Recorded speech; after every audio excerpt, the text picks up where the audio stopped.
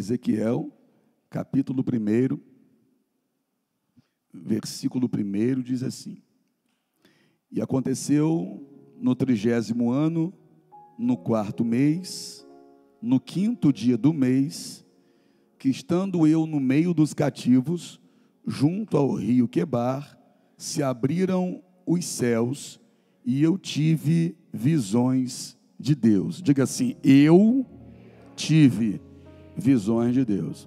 Agora vá até o capítulo 2, versículo 1. Capítulo 2, versículo 1 diz assim: Disse-me, filho do homem, põe-te em pé e falarei contigo. Põe-te em pé e falarei contigo. Senhor Deus, Tu és santo, tremendo, maravilhoso, poderoso. Bom para nós é estarmos aqui, Senhor, na casa do Senhor, para sermos alcançados agora pelo alimento, ó Pai, que não encontramos dentro de um livro qualquer, mas sim nas Escrituras Sagradas, e o Teu Santo Espírito imprime a palavra no nosso coração, de modo que ela não volta vazia, produz a causa para a qual o Senhor mesmo a envia. Esse povo celebra a Tua presença e ama a Tua palavra. Esse povo, ó Pai, mais uma vez declara, assim como eu, nós declaramos que precisamos do Senhor, que somos totalmente dependentes do Senhor. Em todas as áreas de nossa vida somos dependentes do Senhor. Ai de nós se não fosse o Senhor. Na verdade, nem de pé nós estaríamos, Senhor. Mais uma vez, a palavra do Senhor para nós é fonte de vida, é alimento poderoso que nos coloca de pé, que nos sustenta até mesmo nos dias difíceis que precisamos suportar. Oh meu Deus, a palavra do Senhor é maravilhosa, e nós abrimos os nossos ouvidos para ela mais uma vez, deixamos o coração como uma terra fértil, para que o Senhor o alcance com a semente da palavra. Fala, Pai, Teus filhos ouvem, em nome de Jesus, amém? Pode se assentar.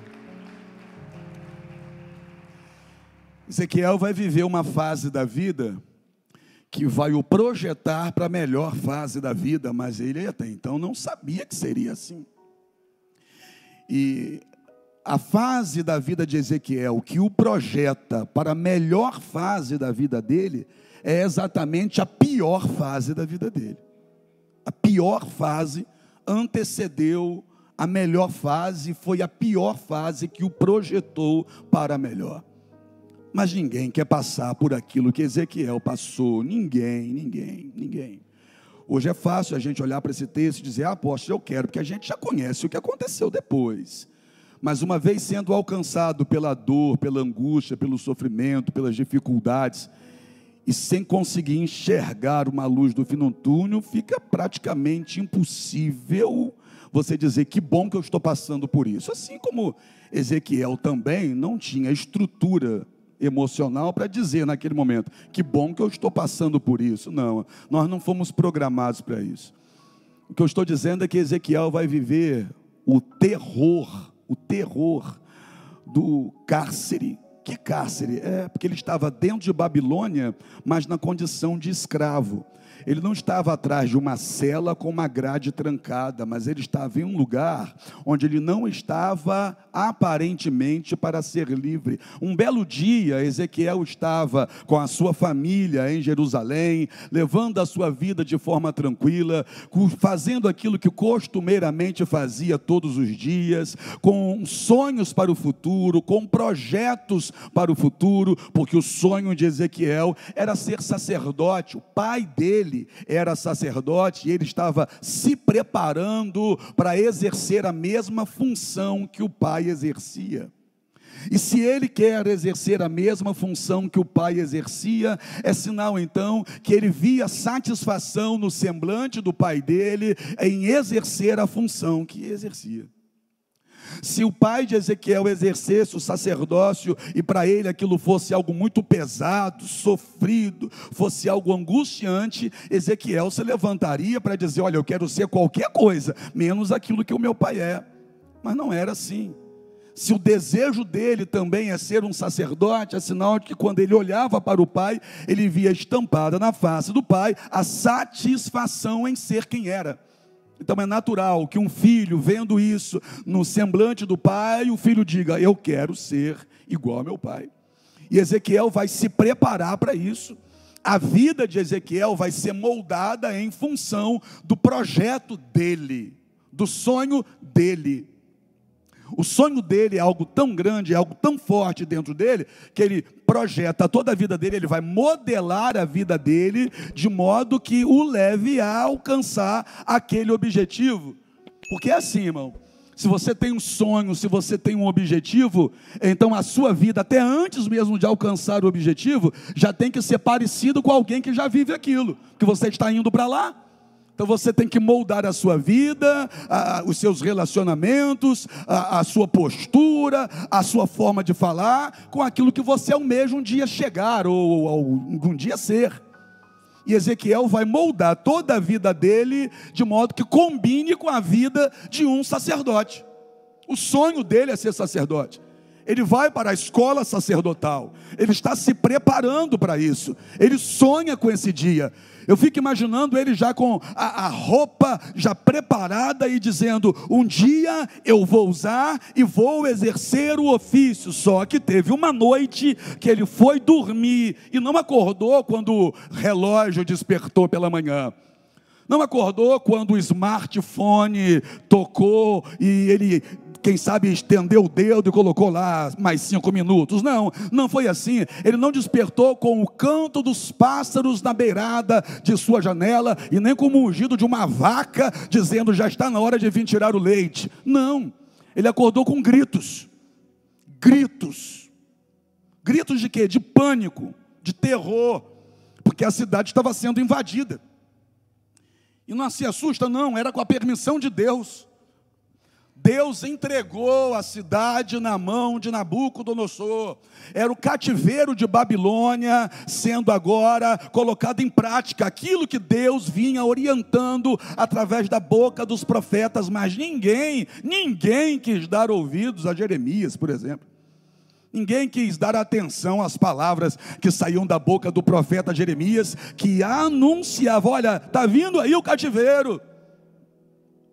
Esse povo vai perecer, mudem, se arrependam. Mas não, ninguém queria dar ouvidos. Jeremias entrou em crise, porque as pessoas não queriam dar ouvido a ele. Jeremias começou a chorar, porque ele está muito certo do que Deus vai fazer. Ele tenta passar isso para o povo, mas o povo não quer nem saber. E agora? E agora que esse dia chegou. Deus disse que esse dia chegaria, e chegou. Deus disse que essa correção viria. E o que foi Babilônia para eles? Foi um remédio amargo. Sabe, um remédio amargo? Porque esses remédios docinhos, a gente tem até dúvida da eficácia dele. Mas o remédio, quando é amargo, a gente diz: esse é ruim, mas é bom. É ou não é? É ruim, mas é bom. Mertiolate ardia, mas resolvia. A gente chorava mais quando o mertiolate batia na perna do que quando a perna batia no chão. Mas resolvia. E Babilônia vai ser isso para eles, o remédio amargo. Só que foi difícil. Imagina aquela madrugada, as casas sendo queimadas, tudo sendo destruído, as pessoas sendo arrastadas pelas ruas. Dentre essas pessoas, um moço chamado Ezequiel, um camarada que dorme com o seu sonho, mas na madrugada o seu sonho é interrompido com o caos, com a dor e com o sofrimento.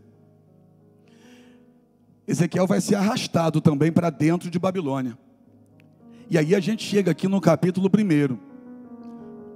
Capítulo 1, versículo 1, tem algo poderoso demais.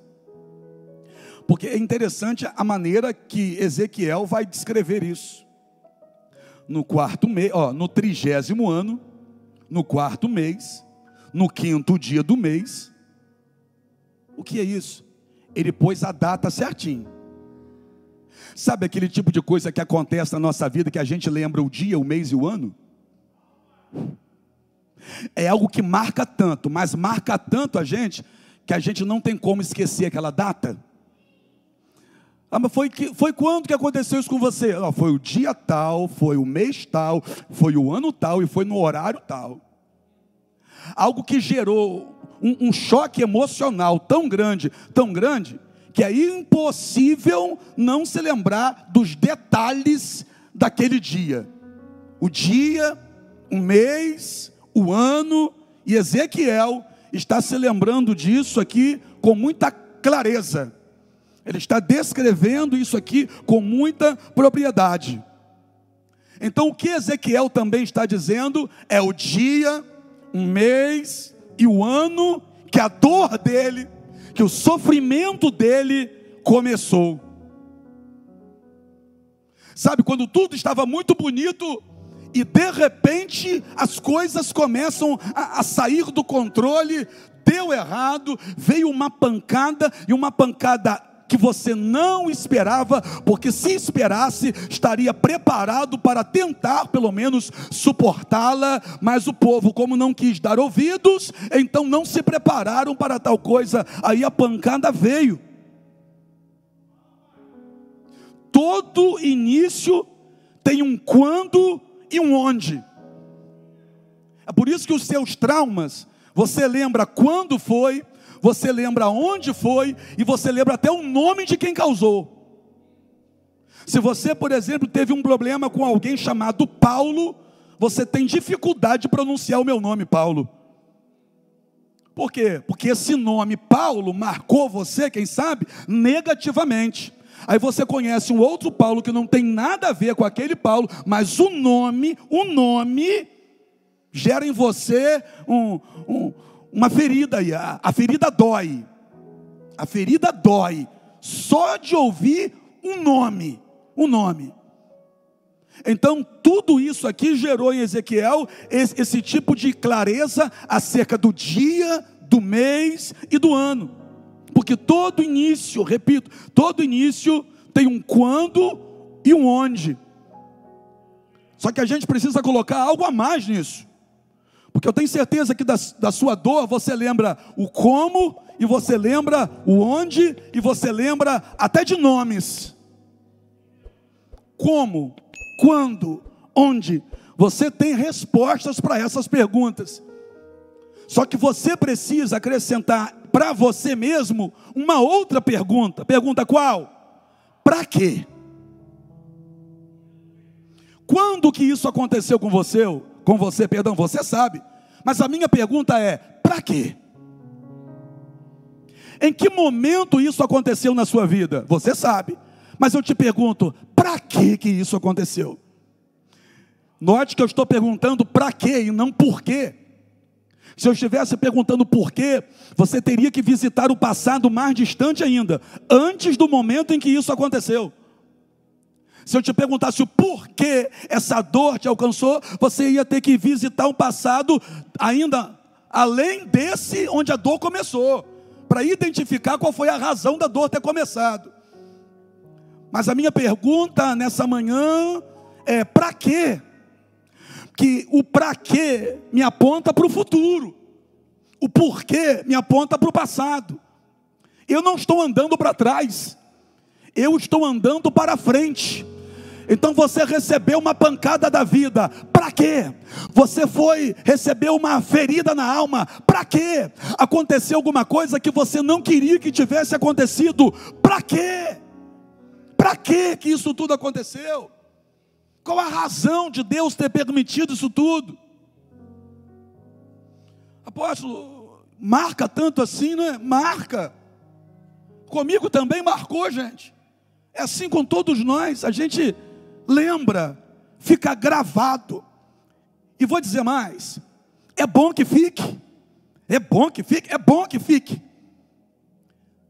Não é bom que seja ainda uma ferida, mas é bom que seja uma cicatriz. É bom que fique marcado. Para quê? Para a gente lembrar de onde Deus levantou a gente. Para a gente lembrar também que aquilo doeu, feriu, machucou, mas se virou cicatriz, é sinal de que não nos matou. Olha você no culto de domingo de manhã, aquela pancada não te matou. Olha você no culto de domingo de manhã, aquela situação não destruiu você. Olha você do lado da tua esposa aí, doeu, foi difícil para o casal, mas não matou vocês, não destruiu o teu casamento, virou cicatriz. Mas toda vez que eu olho para a cicatriz eu lembro.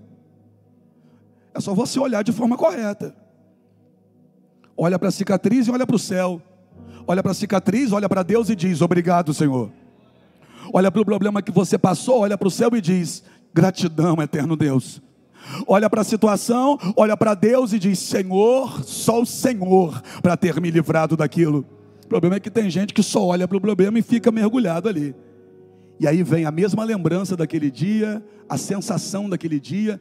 É como se você fizesse uma viagem no tempo, porque o sentimento que teve lá começa a ter agora também. Aí você sofre de novo por algo que nem está acontecendo. Não está mais acontecendo, já aconteceu lá atrás, mas está provocando dor até hoje. Aí olha o que Ezequiel vai dizer. Vamos lá. Que estando eu no meio dos cativos, olha o que Ezequiel está falando.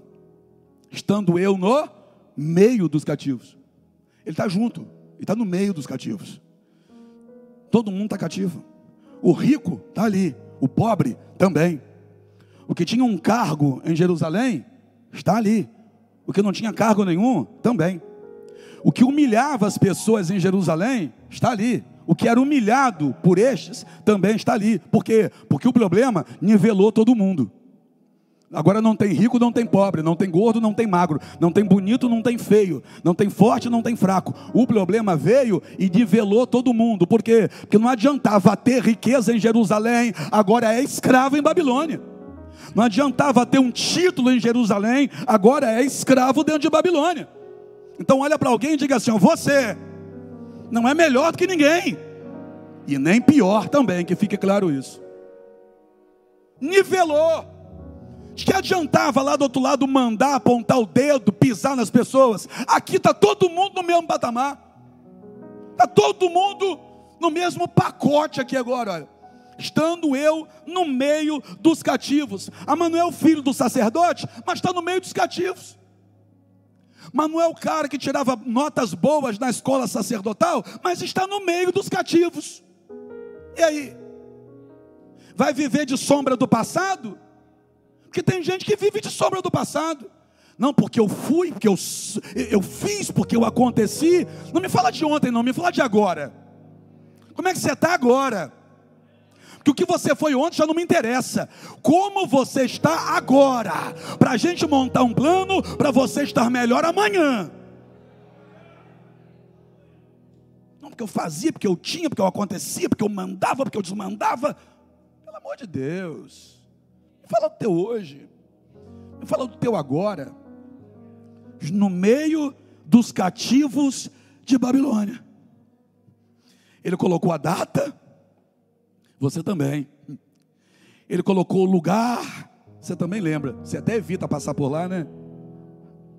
Ele só não colocou o nome aqui, quer dizer, até colocou do rei. No 5º dia do mês, no 5º ano do cativeiro do rei Jeoaquim. Colocou também um nome, assim como você também coloca um nome. E é nesse momento que Ezequiel vai ter que fazer alguma coisa diferente dos outros, se ele quiser provar de algo diferente dos demais. Como assim?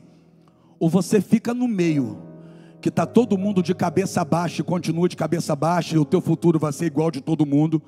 Ou você então, mesmo nos piores dias da sua vida, você diz: eu me recuso a me curvar, eu me recuso a continuar desse jeito, porque olha o que aconteceu aqui, junto ao rio Quebar, se abriram os céus.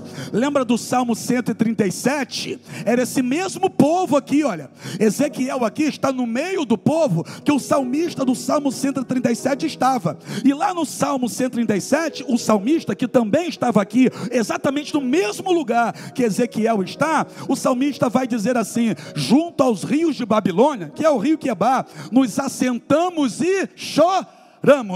Olha a diferença, é que o salmista do Salmo 137 começa o salmo de cabeça baixa e chorando, e Ezequiel, olha o que o texto diz: se abriram os céus, oh meu Deus do céu, se abriram os céus, e ninguém vai ver céu aberto de cabeça baixa. Para Ezequiel está dizendo: se abriram os céus, é porque no dia da dor, ele levantou a cabeça, no dia da angústia, ele levantou a cabeça, no dia da pancada que a vida deu nele, ele levantou a cabeça, no dia que a vida tentou passar por cima dele igual um rolo compressor, ele levantou a cabeça. Deixa eu trazer para hoje: no dia da perseguição, ele levantou a cabeça, no dia da humilhação, ele levantou a cabeça, no dia que ficou desempregado, ele levantou a cabeça, no dia que descobriu uma enfermidade, ele levantou a cabeça, no dia em que alguém traiu ele levantou a cabeça, no dia em que alguém foi ingrato com ele, estou falando de você agora, ele levantou a cabeça. O que eu estou dizendo é que se Ezequiel conseguiu levantar a cabeça no pior dia da vida dele, então você também consegue levantar a cabeça hoje.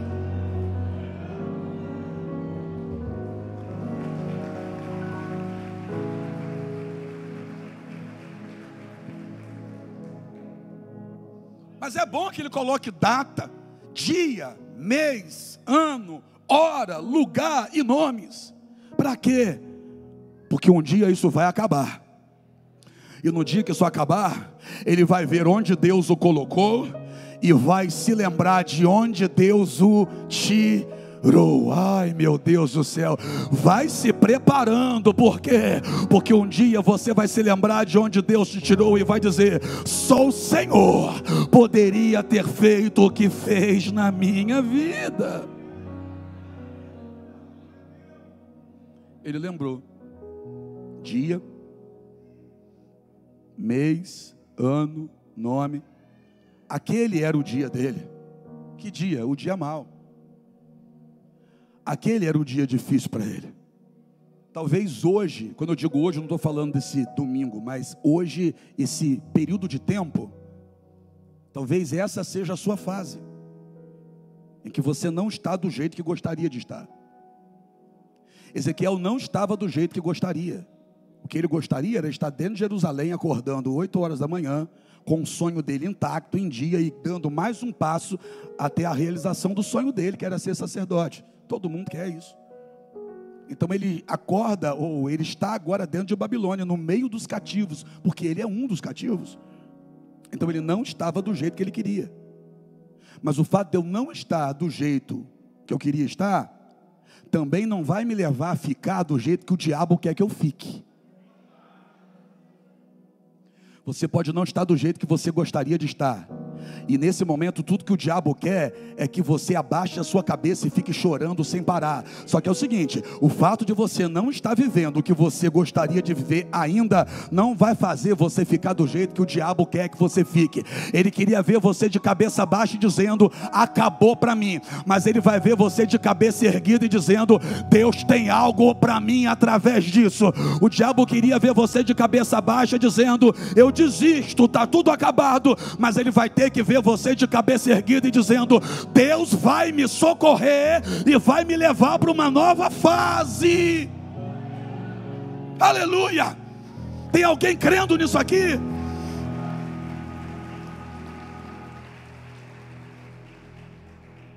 Olha ali o que está acontecendo com ele no capítulo 1, versículo 1 logo. Ele está no mesmo lugar que todos os cativos estão, mas ele decide ficar diferente dos outros cativos.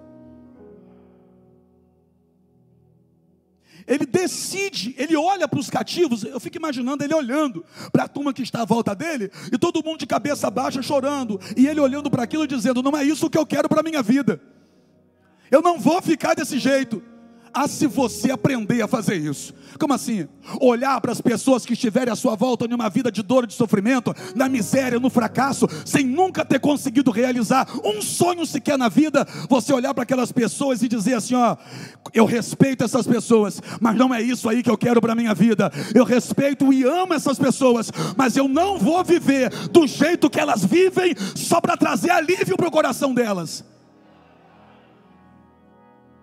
Você sabe que muitas vezes o alívio para alguém que está fracassado é olhar para o lado e assistir outro fracassado, né?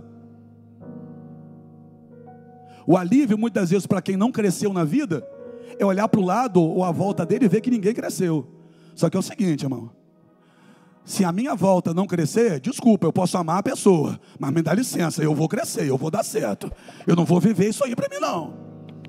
Eu estou falando muito aqui acerca de parentela, que muitas vezes você olha para toda a sua parentela e você vê que ninguém deu certo, ninguém foi para frente, ninguém avançou, e eu sei que você ama essas pessoas, e que bom que ama, só que você não pode ficar na mesma condição delas, só para ajudá-las a dizer que a vida é assim mesmo. Não, reage, levanta. Vai que algum deles, vendo você se levantar, olha para você e diz assim: se ele conseguiu, então eu consigo também. Se ela levantou, então eu posso levantar também. Ezequiel ama esse povo. Ele está se preparando para ser sacerdote. Não tem como ser sacerdote se não amar. Só que ele olha para as pessoas e diz: não vou ficar do mesmo jeito que eles estão. Aí Ezequiel levanta a cabeça. E quando ele levanta a cabeça, ele vê o que os outros não estavam vendo. Perceba que eles estavam junto ao rio de Babilônia. Lembra Salmo 137? Ezequiel está dizendo qual rio é, o rio Quebar. Então eles estão junto do rio. Só que tem gente chorando de cabeça baixa. Quem está na beira do rio de cabeça baixa chorando, sabe o que está vendo, Maico? A lama. Porque na beira do rio, o que tem? Barro molhado, lama. Então, aqueles que estavam de cabeça baixa, estavam vendo a lama. E Ezequiel decide levantar a cabeça. E aí quando ele levanta a cabeça, ele vê coisas que os outros não estavam vendo. É por isso que chamam você de doido, porque você já começou a ver coisas que eles não estão vendo. Chamam você de maluco, você está ficando doido. Não, é porque você está vendo coisas que eles não estão vendo, que eles estão de cabeça baixa. Mas fazer o quê? Se você decidiu levantar a sua cabeça e acreditar no Deus que está sentado no trono, e se está sentado no trono, não perdeu o controle, e se não perdeu o controle, eu estou dizendo que Ele está no controle de tudo, até da sua dificuldade. Olha aí, eu tive visões de Deus. Só que tem um detalhe, depois você lê o capítulo 1 todo. Ele viu, ouviu e sentiu. Ele ouviu o barulho, ele viu a visão, ele sentiu algo. Só que qual foi a reação dele? Perguntou para mim qual? Ele caiu. Ele caiu prostrado, quando ele viu tudo aquilo. Caiu. E quando ele caiu prostrado, quem sabe a sensação dele é o seguinte: ó, eu já vi tudo. Eu já vi tudo e não aguentei nem ficar de pé. Aí quando ele está prostrado, Deus já está mostrando coisas para ele. Deus fez ele ver, ele sentir. Aí no capítulo 2, que ele está prostrado, Deus vem e diz assim, ó: põe-te em pé. Põe-te em pé e falarei contigo. Uau, mas Deus já mostrou coisas tão tremendas para ele. Mas no capítulo 2, Deus vai dizer para ele: põe-te em pé e falarei contigo. Sabe o que Deus está falando para Ezequiel? Você está assustado com aquilo que você viu? Você está maravilhado com o que você viu? Deixa eu só te dizer uma coisinha, Ezequiel: isso aí é só o começo. Ai. Deixa eu dizer uma coisa para você que veio para esse culto domingo de manhã e quem sabe está pensando assim: alguém contou a minha vida para o pastor? Porque ele está falando aqui do que eu estou passando. Você está maravilhado com isso? E se eu te disser que esse domingo de manhã para você é só o começo do que Deus tem para a tua vida, do que Deus tem para a tua casa? Se prepara, porque é só o começo. Fique em pé, ou seja, tenha estrutura para aguentar o que Deus já preparou para você. Aleluia!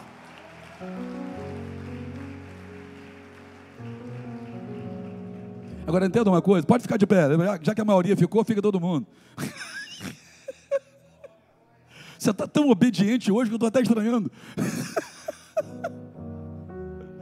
Estou estranhando essa obediência toda. Eu não sei se você cochilou, sei lá. Olha o que o texto vai dizer: põe-te em pé e falarei contigo. Entenda o que eu vou te dizer agora. No capítulo 1, os inimigos derrubaram ele. Mas logo no versículo 1, ele levanta e ergue a cabeça.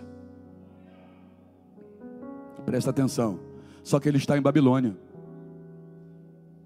E se ele está em Babilônia, pode ser que o inimigo tente derrubar ele de novo. Aí no capítulo 1, que ele levanta e ergue a cabeça, ele começa a ter as visões, é tudo tão grande, é tudo tão maravilhoso, é tudo tão tremendo. Ele sente coisas, e aquilo que ele sente faz ele cair. Ele cai. Só que agora quem derrubou ele não foi o inimigo. Quem derrubou ele agora foi Deus. Apóstolo, Deus me derruba?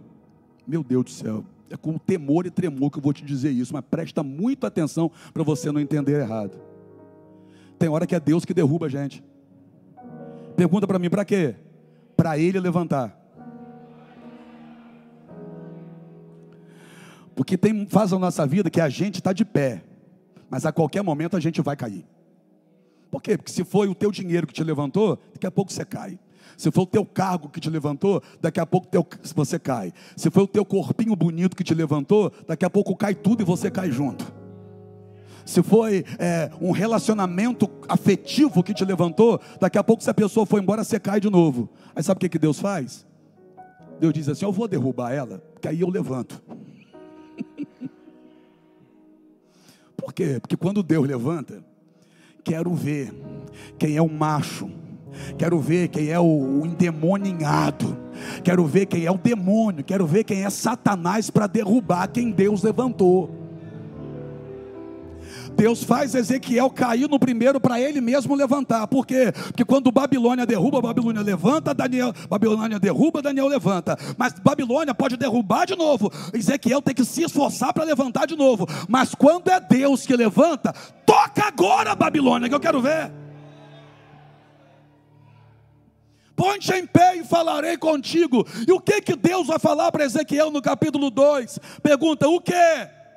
Ezequiel, eu sei que você tinha sonhos, eu sei que o teu sonho era ser sacerdote, eu sei que você se preparou para isso, mas eu tenho uma coisinha para te dizer. O quê? Eu peguei teu sonho e rasguei, eu peguei teu sonho e anulei teu sonho.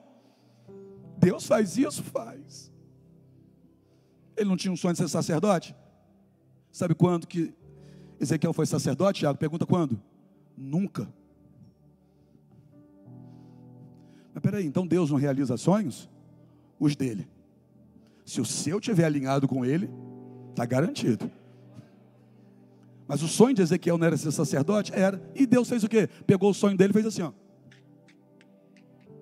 E vou dizer uma coisa, nem perguntou a ele se podia fazer. Deus não perguntou assim: Ezequiel, eu posso levar você, deixar você ser levado embora como escravo e nunca ter a chance de ser sacerdote? Ezequiel diria o quê? Claro que não, Senhor. Então tem hora que Deus não pergunta se pode tirar alguma coisa da nossa vida, porque se Ele perguntar se Ele pode tirar, a gente vai dizer não, Senhor. E como Deus respeita o negócio chamado livre-arbítrio, aí Deus faz o que então? Deus chega e tira aquilo que você não entregaria. Imagina Deus chegando para Ezequiel e dizendo assim: Ezequiel, sabe o teu sonho de ser sacerdote? Sei, sim, Senhor, me entrega.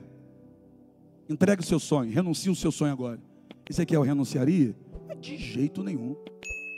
Então tem hora que Deus não tem que pedir, Deus tem que chegar tomando, porque senão a gente não entrega, a gente não renuncia. Se Deus te pedir para você renunciar a esse relacionamento errado agora, você renuncia? Aí eu renuncio. Então por que até hoje você não renunciou? Porque a palavra de Deus diz que é para você renunciar. E agora? Não, você não renuncia. Aí sabe o que Deus faz? Acaba com isso. Deus tira. E vou dizer uma coisa: quando Deus para tirar alguma coisa, Ele tira causando dor. Mas fica tranquilo, que aquele que provoca a dor tem um remédio para te curar. Apóstolo, Deus rasga o nosso sonho. Eu sei que não era o que você queria ouvir em um domingo de manhã. Ele rasga. Mas Ele continua falando com você e faz você entender que o sonho que Ele tem para você é maior do que aquele que você tinha. Deus pegou o sonho dele ser sacerdote, rasgou e jogou fora. E agora? Deus disse para ele: eu não chamei você para ser sacerdote, eu te chamei para ser profeta. E tem uma diferença muito grande. O sacerdote ouvia o povo e falava com Deus. Irmão, ouvir o povo cansa. Porque o povo reclama demais, o povo murmura demais. O sonho dele era ouvir o povo para falar com Deus. E o sonho de Deus para ele é ouvir Deus. O sacerdote ficava mais com o povo do que com Deus, e o profeta ficava mais com Deus do que com o povo. Então o que Deus está dizendo para Ezequiel é o seguinte: cara, nem sonhar você sabe, deixa eu rasgar o teu sonho, toma aqui o meu. A gente pensa que sabe o que é melhor para nós, mas quem sabe de verdade é o Deus Todo-Poderoso. Olha aqui para mim, ó. Olha aqui para mim, eu vou fazer um desenho no ar. Imagine um gráfico. A vida de Ezequiel estava assim desde o nascimento dele, ó. Um gráfico. Só que quando chegou aqui o cativeiro de Babilônia, a vida dele fez isso aqui, ó. Só que perceba que a vida dele estava assim, ó. Aqui no cativeiro de Babilônia que fez assim. Isso acontece com a gente, a vida da gente está assim. Só que chega uma fase que ela faz isso aqui. Aí quando a vida da gente faz isso aqui, sabe o que a gente costuma dizer? Eu nasci para sofrer. Quem disse isso? Mas e essa fase aqui, ó? A gente esquece. Isso aqui, ó, é só um momento difícil. Porque tem hora que faz assim, igual bola de borracha. Não. Ah, a irmã ali pegou. Igual bola de borracha. Irmão, pega uma bola de borracha, solta ela daqui e faz assim, ó. Ela não vai subir até aqui. Perceba que você estava aqui com ela e jogou ela daqui, ó. Mas ela, quando bater lá e subir, ela não vai subir até aqui. Ela vai passar. Depois dessa fase aqui, Ezequiel vai fazer assim, ó. Está entendendo ou não? Pega para você isso, que depois dessa fase em que a sua vida fez isso aqui, se prepara, por quê? Porque vai pegar impulso e vai crescer como nunca cresceu, vai subir como nunca subiu. Por quê? Porque até aqui você estava vivendo o teu sonho, mas depois disso aqui, você começa a dizer assim: Senhor, cumpra o teu querer em mim, faz a tua vontade em mim. Aí Deus pega a tua vida para fazer a vontade dele, e quando Deus te pega para fazer a vontade dele, você descobre: a vontade dele é maior e melhor do que a minha. Quem está com essa certeza, dá glória a Deus. Vamos adorar a ele aí, aleluia. E deixa eu te dizer só mais uma coisinha. Esse mesmo Ezequiel, lembra Ezequiel 37? Preguei agora, esses dias, sobre isso aqui. Lembra de Ezequiel 37? Deus colocou ele em um vale, aonde? Mas vê se ele está caído no vale. Porque depois que Deus levanta, nem o vale derruba mais a gente. Olha o que vai dizer Ezequiel 37. E ele me pôs em pé no vale. Em pé.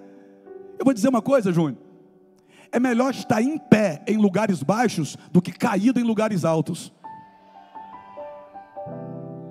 Como assim, apóstolo? É melhor ser um funcionário que está de pé do que o dono da empresa que está caído. Você entendeu? É melhor estar passando por um dia difícil, mas está de pé, do que aparentemente estar rico, mas está caído. É melhor estar de pé em lugares baixos do que de pé em lugares altos. E eu estou pregando para um povo que vai permanecer de pé. Vamos adorar a Ele agora sim.